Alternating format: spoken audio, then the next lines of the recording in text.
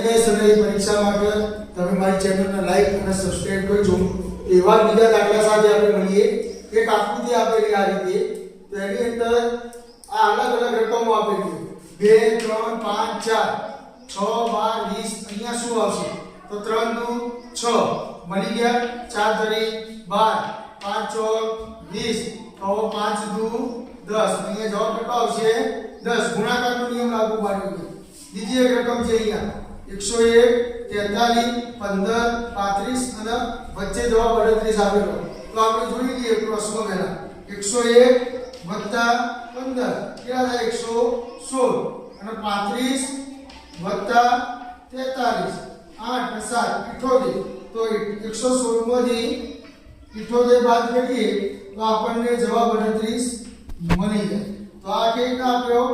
આનો સરવાળો કર્યો, આનો સરવાળો કર્યો અને આ વચ્ચે એની બેનો સરવાળો કરી બાદબાકી જવાબ મળી ગયો।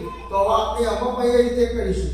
184 વત્તા 34 8 8 ને 3 11 218।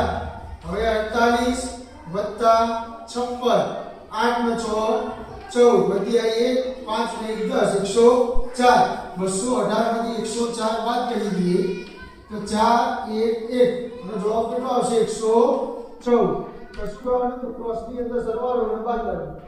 બીજો એક આ પ્રકારે કોઠાવાળી આકૃતિ આપેલી છે, એમાં 1 3 8 9 32 3 6 5 9 2 7 10 56।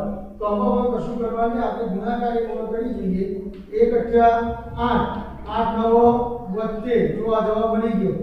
6 ધરી 18 18 ગુણ્યા 90 જવાબ મળી ગયો। તો હવે 7 દુ 14 56 વડે ભાગવાનું, તો 14 ચોગુ 56 લઈએ 4 ચોક 16 વધી 4 ગુણ્યા 5 56 લઈએ, અહીંયા જવાબ કેટલો આવશે? 4।